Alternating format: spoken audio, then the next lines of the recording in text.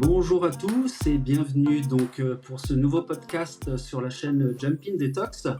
Aujourd'hui, on a le privilège de pouvoir avoir chez nous Christophe Gachet. Bienvenue à toi, Christophe, voilà, sur cette chaîne qui parle, on va dire, des métaux lourds, de tout ce qui est lié à la dentisterie. Et ça me fait très plaisir, en tout cas, de pouvoir discuter avec toi ce soir. Ouais, bonjour à tous et bonjour Nicolas. Moi aussi, c'est un grand plaisir.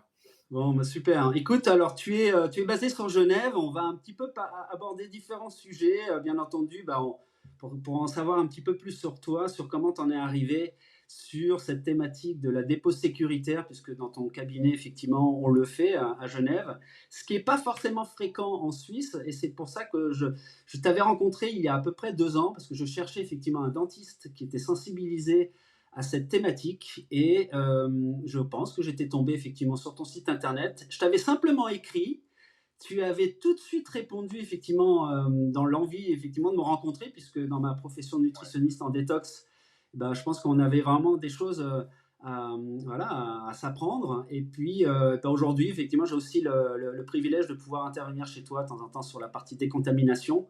Et voilà, donc vraiment, en tout cas, chapeau, chapeau pour, bah, voilà, pour aider vraiment tous ceux qui cherchent à faire de la dépôt sécuritaire. Avant de parler de comment tu en es arrivé là, est-ce que tu peux nous dire un petit peu ton parcours? Parce que je sais que tu es français, de la région un petit peu de Bordeaux, mais comment ça se fait que tu sois arrivé en Suisse et, voilà, que tu aies créé, on va dire, cette très belle clinique? Bon, en fait, c'est assez simple. Effectivement, je suis originaire de Bordeaux. Je suis passé un petit peu par les États-Unis, mais quand j'étais enseignant à Bordeaux, la discipline où j'ai commencé à enseigner, c'était les biomatériaux. Et je pense que j'ai eu des enseignants ou des chefs, des maîtres de conférences qui m'ont de suite orienté vers la biocompatibilité, puisque j'enseignais les travaux pratiques là-dessus, sur les matériaux, sur les collages, etc.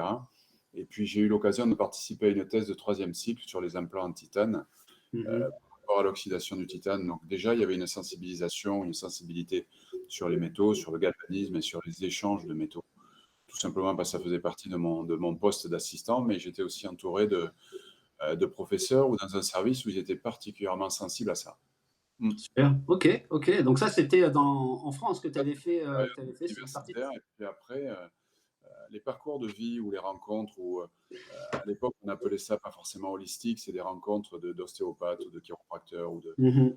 chiropathes, ou même mon épouse a eu une expérience dans le milieu viticole et on a quand même très vite été orienté vers la biodynamie, on pourra en reparler, ou vers des concepts ou une qualité d'environnement qui était pour nous très importante. Et après, dans ma profession, effectivement, j'avais peut-être un œil beaucoup plus ouvert ou acéré sur les métaux lourds, hein, parce que c'était l'enseignement et c'était aussi des expériences personnelles.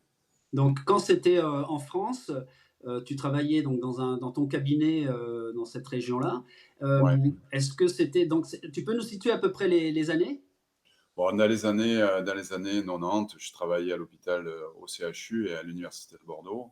Et effectivement, déjà, on commençait à parler de détoxification, on commençait à parler d'implants en titane ou Ouais. d'implants qui étaient recouverts d'hydroxyapatite, justement, avec une collaboration avec un praticien à Lausanne pour justement éviter. On n'était pas forcément pour par rapport au titane, par rapport aux implants, Ouais. par rapport à ces oxydations et par rapport à ces relargages biométalliques. Et puis après, je suis arrivé en Suisse dans les années 2012, 2013. J'ai repris un cabinet qui est installé rue du Rhône, qui est une vieille adresse. Je suis la troisième génération de dentistes. Mhm. Et évidemment, dès que je suis arrivé ici, entre autres, c'était une orientation que je souhaitais donner à la clinique, quoi. Et puis, on avait toutes les possibilités de le faire, puisqu'on a un laboratoire de prothèses intégrées. Ouais. Donc, en fait, quand même, on est particulièrement sensible à ces histoires de matériaux. Et puis, quand on travaille avec des prothésistes, la technologie des matériaux, c'est quelque chose de fondamental. Donc, on est vraiment confronté tous les jours à la biocompatibilité et au choix de matériaux. Ouais. Alors, qu'est-ce qui fait que dans l'absolu, sur la thématique du mercure dentaire, tu aies pris position effectivement pour proposer au fur et à mesure, voilà, de proposer de la dépôt sécuritaire, de ne plus poser ce matériau. Qu'est-ce qui a fait que tu en es arrivé là, en fait, finalement? Tu sais, on a toujours trouvé, si on sort un peu du regard universitaire on en reparlera sur des articles qui prouvent pas forcément la toxicité du mercure, mais réellement, on a quand même tous, on sait tous, surtout ma génération, ou quand on a vu mélanger une poudre d'alliage avec du mercure liquide, on savait très bien les dégâts ou on savait très bien la dangerosité de ce produit.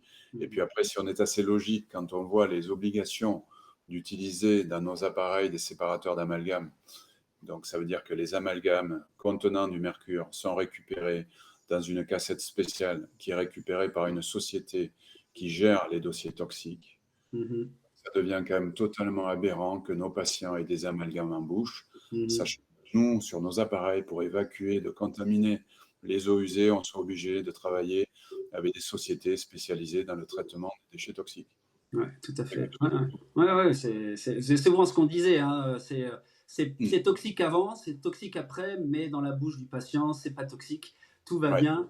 Mais ouais, voilà, il faut quand même le rappeler, le mercure, c'est quelque chose qui crée des vapeurs mercurielles, même à 0 degré. Donc il faut imaginer ouais. quand on l'a en bouche, il faut imaginer quand on mâche du chewing-gum, quand on fait effectivement une dépose sauvage. La dépose sauvage, c'est vraiment effectivement, on va dire, une pratique qui a été faite pendant longtemps, c'est-à-dire qu'on allait découper, fraiser, on va dire, l'amalgame, sans forcément protéger le patient. Est-ce que Ça, le toi, vent. est-ce que toi, t'en as fait, en fin de compte, des déposes sauvages par le passé? Mais bien sûr qu'on en a fait. Bon, après, on a tous fait des dépôts sauvages par rapport à par exemple, à l'infiltration d'un amalgame, quand il faut changer l'amalgame ou Oui. quand il y a une demande esthétique, ou parce que c'était quand même des métaux qui étaient quand même. C'est une obturation qui est très inesthétique. Et Mhm. donc, beaucoup de patients demandaient à la place de cette obturation inesthétique une obturation en composite ou en céramique pour pallier à ce côté grisâtre. Bon, après, ceci dit, quand on est tombé très vite dans sa carrière sur des praticiens ou des enseignants assez sensibilisés, moi, j'ai très vite quand même mis un champ pour protéger le patient et nous protéger à nous et à Mhm. protéger aussi notre assistante. Après, on a amplifié, grâce à l'association que tu connais, on a encore amélioré le protocole de dépose. Mais franchement, oui, ça m'est arrivé, mais au tout début, ouais. Mhm. Mhm. Ouais, ouais, c'est IAOMT, effectivement, Ouais, je suis en tout cas ravi que tu en fasses partie parce que voilà, on essaye au fur et à mesure d'avoir le maximum de praticiens euh, qui, qui propose un peu tout ça. Mais bah, écoute, super, voilà, je pense qu'un changement de lumière, mais en tout cas, voilà, tu es encore dans ton cabinet, donc ça vit pas mal. ouais. Pour juste parler encore de ta clinique, tu as combien de secteurs d'activité dans ta clinique? Et puis je pense qu'il y a un nouveau secteur aussi qui vient d'ouvrir dernièrement. Et on est en train d'ouvrir un nouveau pôle pour les enfants, exclusivement réservé aux enfants. Ça, c'est génial. C'est un pôle où il y a 7 fauteuils, il y aura 12 fauteuils, mais c'est une spécialité qui est quand même beaucoup basée sur la prévention, notamment pour les enfants. Et je pense que justement, sur le débat sur les amalgames par rapport au coût que représenterait la dépose des amalgames pour la plupart des populations, il y a quand même un coût de santé, un coût de ce système. Et la base pour éviter d'avoir des obturations, et à mon avis, qui peuvent être aussi obturations métalliques, parce que dans 45% des pays, il y a encore des obturations à l'amalgame, je Mhm. pense que ça serait d'améliorer la prévention. Donc, je pense que c'est la clé des futurs systèmes, justement, d'améliorer la prévention. Ouais, ouais, ouais. Car En Suisse, on ne pose plus d'amalgame au mercure hein, ensuite, de- on ne pose plus d'obturation, mais dans un endroit comme Genève, on a beaucoup de nationalités et ouais. il y a encore beaucoup de patients qui ont des amalgames dans cette clinique. Réellement, peut-être la moitié de nos patients. Ouais. Tu peux nous expliquer un petit peu comment vous faites un peu une dépose sécuritaire? Alors bien entendu, moi j'essaie de vous accompagner avec le patient parce que un patient qui arrive et qui demande tout de suite d'avoir des amalgames au mercure enlevés, il faut savoir le prendre en charge. C'est un patient qui peut avoir des soucis de santé, il faut remonter un peu ses vitamines, ses minéraux. Voilà, il y a un travail de fond, mais est-ce que tu peux nous dire sur la partie technique en quoi consiste une dépose sécuritaire, même si on sait que c'est jamais possible à 100%, mais qu'on essaye d'y arriver au fur et à mesure. Alors, il y a plusieurs types de patients. Il y a les patients qui sont recommandés par des naturopathes ou des médecins spécialisés. Mhm. Donc là, forcément, le dialogue, il est déjà établi. C'est-à-dire, ils savent qu'il faut prendre des précautions. Ils sont envoyés dans cette clinique pour ça. Ouais. Après, là où c'est plus compliqué pour nous, c'est le patient qui n'est pas au courant ou qui a des amalgames, mais surtout, moi, je constate tous les jours qu'il y a beaucoup de patients qui ont des amalgames, mais qui sont mélangés avec des obturations en or ou avec d'autres types d'obturations métalliques ou Ouais. des implants de titane. Donc, il y a toutes les conditions entre les champs Ouais. galvaniques ou Ouais. les processus que tu connais de relargage métallique qui sont Mhm. totalement amplifiés par des métaux d'origine différente. Et il y Ouais. en a vraiment beaucoup. Et alors, ce qui m'effare le plus, c'est que la plupart des patients étrangers que nous soignons n'ont aucune notion du type de titane, du type d'implant, de la marque, de la biocompatibilité ou de la traçabilité de toutes les obturations qu'ils ont dans la bouche. Et je te rappelle aussi que dans les traitements de racines, il y a du cadmium qui est quelque chose d'encore plus peut-être dangereux que le mercure. Intéressant. D'ailleurs, enfin, enfin, moi déjà, je suis très intéressé de ce que tu viens de dire. Tu dis obturation au cadmium, c'est quoi? C'est-à-dire que les dentistes dans certains pays font des traitements de racines pratiquement systématiquement dès qu'il y a une carie qui est profonde. Donc Ok. tous ces patients-là ont eu des traitements de racines dans lesquels il y a un produit dont ils ne maîtrisent absolument pas l'origine. Ça peut être des cônes d'argent, mais ça remonte à pas mal d'années. Mais il y a Mhm. surtout des pâtes dans lesquelles il y a des métaux lourds comme le cadmium. Eh Il y a ouais. des pays comme l'Allemagne où on accuse les dents dévitalisées de nombreux symptômes, jusqu'à la maladie de Charcot, sans rentrer dans peut-être ces Mhm. exagérations. Il y a quand même un vrai problème sur les dents dévitalisées. Bon, il y a chaque fois des récidives d'infection. Les implants sont posés en général par rapport à des échecs de traitement de racines. Ouais. Mais entre le patient qui a les dents dévitalisées ou traitement de racines, le patient qui a des obturations avec des couronnes en nickel, Oui. le patient qui a des contentions d'orthodontie en nickel, le patient qui a des obturations avec des amalgames dans lesquels il y a du mercure, plus l'acidité de l'alimentation, plus les Mhm. problèmes immunitaires ou les médicaments divers, ça Ouais. crée des tableaux cliniques qui sont extrêmement variés. Et des fois, l'explication est vraiment très importante. Ouais, ouais, ouais. Mais écoute, en tout cas, moi, je suis toujours ravi de pouvoir t'écouter parce que j'ai vraiment le sentiment que chez Rhône Dental Clinic, vous avez vraiment, en tout cas, cette volonté de prendre en charge le patient. On se pose, on fait vraiment le bilan, on se précipite pas, et puis on va vraiment chercher les origines des matériaux. On veut pas se tromper. Enfin voilà, t'as vraiment monté. Alors certes, vous êtes dans un quartier, on va dire très huppé. Il y a une clientèle internationale. Bon voilà, vous avez votre marque. Puis bon, vous êtes aussi comme ça établi depuis de nombreuses années, mais moi, de ce que je vois, c'est qu'il y a un vrai professionnalisme derrière. Ça, c'est quand même hyper rassurant pour ceux qui se disent, bon, bah, quitte à aller une fois chez un dentiste, bah, je me pose chez eux, quoi. Et il y a des patients quand même qui arrivent avec des symptômes très très lourds, qui sont quand même dans des situations de Ouais, tu le vois, maladie. ça. Ouais, Ouais, il y a vraiment des dossiers difficiles à gérer. ouais, Euh, ouais. Ces Ouais. patients-là, ils sont souvent envoyés par des correspondants. Après, il y a beaucoup de patients qui envoient des mails de Belgique ou de pays européens qui sont quand même dans des situations de détresse ou de stress. Peut-être, ouais, ouais, tout à fait. Ouais, Et ouais, puis ouais. après, on parlera sûrement qu'une fois qu'on a déposé les amalgames, ça ne veut pas dire que le patient est décontaminé ou détoxifié. Non, Et c'est après, il sûr. faut parler de la chélation. Et c'est là où on a besoin des fois de toi au début Mhm. ou à la fin. Mais ça, c'est un vrai problème parce que après, il faut vider, je dirais, le corps de notre patient des métaux lourds qui se sont accumulés dans certains organes. Et Ouais. c'est là où ça devient compliqué. On peut juste rappeler qu'en Allemagne, la sécurité sociale allemande rembourse la chélation chez un patient qui a été contaminé Ouais. par le mercure dans sa bouche. Ouais. Donc c'est un problème sérieux qui entraîne souvent des coûts dans les systèmes de santé, mais c'est quand même un vrai problème sérieux. Ouais, ouais, c'est clair. Bah, comment dire, quand on regarde c'est des millions de personnes hein, qui ont du mercure en bouche, hein, c'est clair. Je vais Mm. juste, avant de reparler peut-être effectivement de cette partie détox, chélation, parce qu'on va dire c'est souvent effectivement l'étape suivante. Euh, voilà, tout ce qui était lié au galvanisme, parce que peut-être les gens ne savent pas trop, c'est ces courants un peu électriques qu'on peut avoir quand on a, on va dire, différents métaux, du mercure avec de l'or, des choses comme ça peut se mesurer.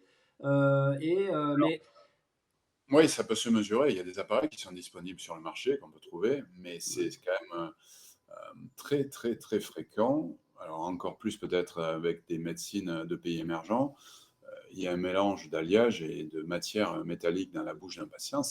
C'est complètement hallucinant. Et après aussi, en fonction des marques d'implants, parce qu'il y a quand même beaucoup de patients qui ont des implants, toutes les marques n'ont pas la même qualité de fabrication, n'ont pas le même état de surface du titane.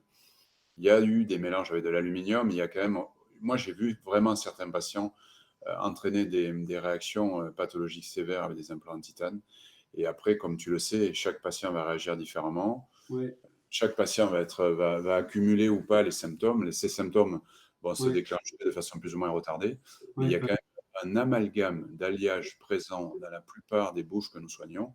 ouais. Ça me stupéfait, ouais. Alors, Mm.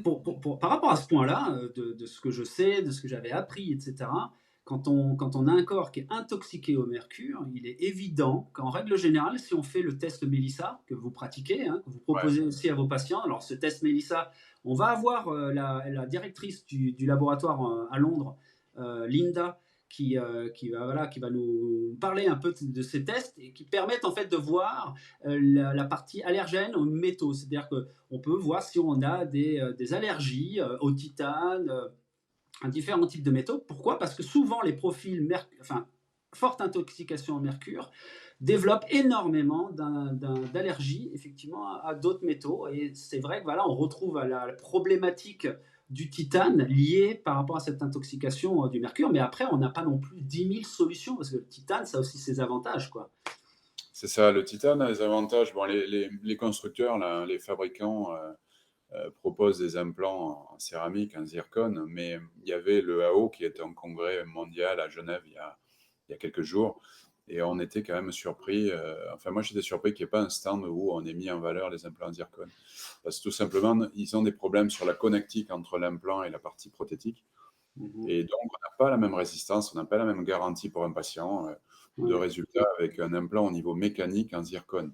Mais nous, on constate dans la clinique qu'il y a une demande de plus en plus forte des implants qui ne sont pas en titane. Ouais, Ouais. tout à fait, ouais, Et c'est clair. Ouais. l'énergie, tu connais aussi, c'est très difficile de tester ces matières.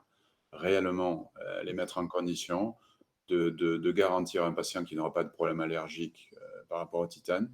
Bien évidemment, c'est des patients qui sont peut-être beaucoup plus sensibles que les autres, qui sont quand Mhm. même argumentés ou qui ont beaucoup d'arguments ou qui sont très informés. Donc, c'est encore plus compliqué de parler de titane chez ces patients-là. Mais c'est vrai qu'en implantologie, on est un peu dépourvu par rapport à ça.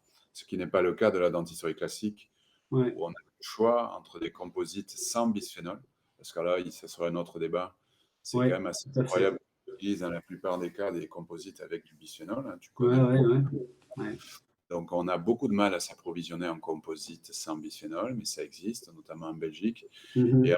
par rapport à ça, la dentisterie restauratrice utilise de la céramique de plus en plus, avec des pièces de plus en plus, je dirais, de faible volume, puisqu'on s'est collé, on n'a plus du tout besoin de tailler une cavité pour faire une rétention.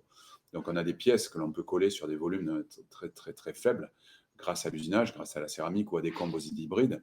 Donc, tout va bien par rapport à ça. Peut-être un peu moins sur les composites, je dirais, dans certains endroits. Après, des patients sont suffisamment informés pour aller nous demander l'origine des cols, la composition des cols, la composition des ciments de scellement. Donc, on a beaucoup de patients comme ça. Ok. Et on a quand même une technologie des matériaux aujourd'hui qui est quand même assez incroyable. Et on arrive, je pense, on va proposer une médecine dentaire de plus en plus intégrative. Et je pense Mhm. qu'on aura de plus en plus les matériaux avant de les mettre en bouche. Mais on a quand même des belles aventures devant nous, je pense. Ouais, ouais, non, ça c'est vrai que c'est voilà, on parle beaucoup effectivement de dentisterie holistique. Oui, Et on y met tout ce qu'on veut aussi dedans. Mais ouais, toi, en fait, la partie quand tu as un patient effectivement et que tu fais une dépose, bien entendu, tu utilises une digue, des aspirations, tu as des filtres à charbon, etc. Je te vois un peu. Vous savez, c'est quoi la difficulté finalement pour un cabinet lambda de se dire bah tiens allez je vais arrêter de poser du mercure, je vais me transformer en cabinet de dépôt sécuritaire parce qu'entre guillemets il y a du business à faire puisque effectivement bah, voilà, on a de plus en plus de patients qui viennent du monde entier qui cherchent un peu ces endroits-là. c'est Mais ça. finalement il y a peu hein, il y a quand même peu de cabinets qui proposent ça. Moi en Suisse dès que j'ai un dentiste qui en fait je prends son adresse parce que mais la liste elle est voilà on les compte sur les doigts d'une main hein. Parce que la plupart des dentistes ne sont pas forcément convaincus, d'après ce qu'ils ont appris à Ouais. l'université, que les Mhm. amalgames sont. Puis il y a une génération qui n'en a pas posé, et puis ils n'imaginent pas que ça pouvait faire ces dégâts-là. Mais par Ouais. contre, ce qui est important, ce que tu dis dans l'holistique, c'est devenu un terme à la mode.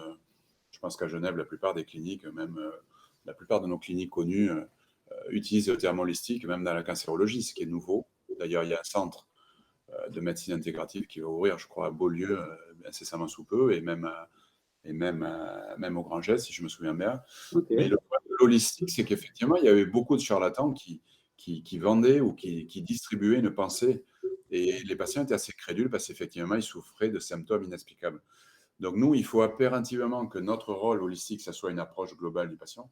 Donc, une écoute peut-être un peu plus ouverte Et que par contre, une fois qu'on a décidé de déposer les amalgames d'une façon safe, il faut vraiment reprendre les concepts de la dentisterie adhésive, parce que c'est un métier qui redevient très technique. Donc il faut un praticien qui à la fois s'approche holistique peut-être par rapport à son expérience, etc., mais qui retrouve très vite les concepts de l'adhésion, parce que Mhm. si on se retrouve avec des patients qui ont des obturations qui sont certes plus avec du mercure, mais qui sont de piètre qualité au niveau étanchéité, adhésion, et qui ne correspondent pas, je dirais, au golden standard de cette profession. Donc il faut à la fois ouvrir notre dialogue, comprendre le dialogue d'un patient, écouter un patient, et à la fois reprendre le concept de la dentisterie au niveau technique. Donc il faut faire les deux. Et là, ça devient très compliqué parce que soit on a des praticiens totalement holistiques, mais qui se sont perdus dans leurs connaissances théoriques, techniques, ou on a des dentistes trop techniques qui travaillent sous microscope et qui n'ont absolument pas cette approche holistique Exact. sur les questions qu'ils vont poser aux patients ou comprendre les inquiétudes ou les stress de ce type de patientèle. Et ça, c'est très, très important. Ouais, très important, très intéressant. Dans ta clinique, Alors, tu deuxième es... chose, Vas-y, pourquoi vas-y. les cliniques font pas ça? Parce que c'est une histoire de coût. Il faut effectivement un appareil ou des appareils, il faut passer plus de temps, il faut parler beaucoup, il faut expliquer beaucoup, il faut s'occuper beaucoup d'un patient. Quand effectivement on fait des déposes safe, on a beaucoup de matériel jetable. Je dirais qu'il y a presque une pièce qui est consacrée que pour ça. Les déposes sont forcément beaucoup plus longues et entretiennent beaucoup plus de matériel jetable. Donc, ça n'intéresse pas forcément tous les dentistes. C'est une approche, je dirais, quand même un peu plus Eh oui. difficile, Ça prend polémique. plus de temps. Ça prend plus de temps de faire une dépose Ouais, sécuritaire que d'une faire d'une dépose. Ah oui, ok. Tu ouais doubles parce le que temps à peu près? bon, je pense qu'on double le temps. Puis c'est des patients qui sont beaucoup plus demandeurs de Ouais, questions, qui sont beaucoup plus stressés, où il faut développer beaucoup plus de temps. Il y a obligatoirement beaucoup plus d'empathie, de ouais. discussion, d'information. Ça, c'est quelque chose aussi. Il y a forcément des correspondants, il y a forcément des courriers où il faut forcément s'entretenir avec le correspondant et il faut prendre vraiment en charge globalement ces patients. Ouais, ouais, ouais. Ça, c'est vrai que c'est quelque chose que j'ai toujours ressenti dans ta clinique, hein, en te rencontrant, en étant aussi ton patient, etc. Tu portes vraiment attention sur cet aspect-là de l'écoute, de l'accompagnement, hein. Ça revient souvent dans ce que tu dis, mais tu le dis pourquoi? Parce que tu l'es comme ça depuis tout le temps ou c'est qu'à un moment donné, tu t'es dit, mais on peut pas faire autrement, quoi? Non, parce que je pense que j'ai fait 8 années en milieu hospitalier au début du HIV où à l'époque personne ne soignait les patients HIV. Donc on était un centre Ah ouais. universitaire, on recevait tous les cas désespérés. Je pense que j'étais approché où j'étais entouré de professeurs bienveillants et qu'effectivement, l'être humain ou le dialogue ou la prise en charge humaine, ça a toujours été quelque chose qui m'a toujours intéressé. Et puis, je pense que les patients ici le ressentent bien parce que mes collaborateurs, ils essayent d'avoir cette empathie, ils essayent, même s'ils sont plus jeunes, ils essayent de récupérer un peu cet esprit qu'il y a dans cette clinique, qui est quand même assez particulier, je pense. Ouais. Quand tu reçois un nouveau dentiste, nouvelle génération, je sais pas, ils arrivent tout jeunes, tout frais, peut-être après quelques petites années d'expérience. Alors sûrement très doués dans tous les domaines que vous pratiquez, hein, dans votre Ça. clinique. Mais sur la partie mercure, etc., est-ce que tu as comme ça des jeunes qui sont sensibilisés ou est-ce qu'il n'y a que toi qui t'en occupe de la dépôt sécuritaire? Il y a deux jeunes qui sont formés pour faire la dépose sécuritaire, donc ils appliquent le concept et le protocole de l'IA-MOT, comme on a dit. Donc, Mhm. ce protocole. Après, tout ce qui est examen, tout ce qui est entretien, tout ce qui est discussion, peut-être que la Ouais. plupart du temps, c'est peut-être moi qui reçois certains patients. Mais après, ils sont d'accord pour appliquer la dépose safe. Voilà. Après, en fonction de leur parcours de vie, si on choisit un dentiste qui a quand même une empathie ou un esprit ouvert, il a forcément un parcours de vie intéressant. Et je pense que c'est un peu les chocs ou ce qu'il a reçu dans sa vie qui va entraîner un esprit ouvert. Il faut juste tout le temps être entouré de praticiens qui ont un esprit ouvert, qui sont à l'écoute et qui ne sont pas figés sur des concepts. Et puis on a tendance en vieillissant à se replier sur ce qu'on connaît. Et le but de cette clinique, c'est que on rencontre et on les fasse, ou quand on les choisit, ils aient cette aptitude à se remettre en question, je pense. Ouais. Ouais. Toi qui es à la frontière française, à Genève, les patients, je pense que j'imagine que tu dois avoir beaucoup de patients français qui viennent, en tout cas, te voir pour cette partie hein, liée au mercure, parce que finalement, Oui, les patients français, je crois, je lisais, il y a un article, il y a 15 tonnes de mercure ouais, qui sont consacrés aux amalgames dentaires en Encore, ouais. France. C'est Ouais, c'est encore c'est encore une obturation, parce que c'est une obturation qui coûte pas cher et qui est facile à mettre en œuvre, qui est toujours ouais, pratiquée. Mais je pense sincèrement que les dentistes français, s'ils appliquaient des protocoles, ils prenaient le temps d'expliquer, de passer plus de temps avec leurs patients, ils pourraient très bien faire des concepts comme ça. Mais le problème, c'est que le système de santé, par rapport au remboursement, aux décisions ouais, d'État, aux mutuelles, les oriente ou va bien les sûr. casser ou les orienter que vers un système. Ouais, Mais ouais. oui, il y a des patients français qui viennent ici, mais moi, je suis toujours épaté par la distance et par les heures d'avion même, ou la distance géographique des patients qui arrivent dans cette clinique. Ouais. Ouais, ouais, ouais, ça se voit beaucoup dans le domaine de la détox, des patients qui font vraiment des kilomètres et des kilomètres parce qu'ils savent qu'il y a que là-bas qu'on peut aller, qu'on peut bien se faire traiter, et cetera. Et comme tu disais très justement, il y a de plus en plus finalement les patients eux-mêmes commencent à développer des connaissances incroyables, sont même surprenants, hein, puisque, bah, ils ont le temps. Il y a l'internet qui permet effectivement, cet afflux d'informations, de recherches, et puis, bah, finalement, en face, il faut savoir avoir du répondant, savoir s'adapter. Et c'est moi ce que je vois, en tout cas chez toi, depuis quand même tout ce temps-là, où à chaque fois, bah voilà, tu es très demandeur. Hein, tu cherches toujours toujours à essayer de comprendre un peu plus, quoi. Mais c'est vrai qu'on s'occupe d'associations sur des maladies lourdes. Et moi, sincèrement, j'ai toujours fait ça. Je sais pas pourquoi, mais bon, je pense Mm. que j'ai été éduqué comme ça. Et Ouais, j'ai toujours aimé ça. Mais c'est vrai que ces patients-là, ils nécessitent beaucoup de temps. Donc, c'est des patients qui arrivent avec des kilos de dossiers, ouais, qui ont fait beaucoup, beaucoup de cliniques, beaucoup ouais. d'endroits. Ils sont très difficiles à prendre en charge quand même. Il faut quand même avoir pas mal d'expérience, et il faut vraiment avoir l'habitude, ou essayer d'avoir cette écoute. C'est obligatoire, et ces patients qui souffrent Ouais, quand même ouais. de maladies chroniques et de maladies lourdes. Ouais, ouais, ouais. Dans les maladies chroniques, maladies lourdes, alors on a de plus en plus effectivement, je pense que tu dois en entendre parler un peu aussi de ces patients qui sont électrosensibles. J'avais eu Ouais, la chance pour le compte de l'ASCA de faire un reportage interview avec la doctoresse Nathalie Calam, qui avait interrogé dans la région de Lausanne, je crois à peu près en 2020, et on avait interviewé comme ça quelques patients qui étaient électrosensibles, mais niveau vraiment très électrosensible. Et en règle générale, on s'apercevait aussi qu'il y avait toujours du mercure en bouche, en règle générale, ou alors ils en avaient eu, ils avaient eu des dépôts sauvages, c'est ça. etc. C'est ça. C'est vrai que la proximité du téléphone près de la bouche, etc., est-ce que toi, tu as pu lire des choses ou comprendre que quand même, il y a certains patients électrosensibles aussi qui viennent avec des problématiques, et ça, en plus, c'est des patients assez compliqués à gérer. Ben, c'est des patients qui vont nous demander d'éteindre pratiquement tout Ouais, dans la pièce, et on va travailler avec un minimum de lumière, avec des loupes, avec une lumière intégrée, mais on va couper les ordinateurs, les radios, toute l'imagerie. C'est des patients qui sont très, très sensibles, effectivement. Mais moi, à chaque fois, j'ai remarqué que dès qu'on déposait les amalgames, il y avait une amélioration.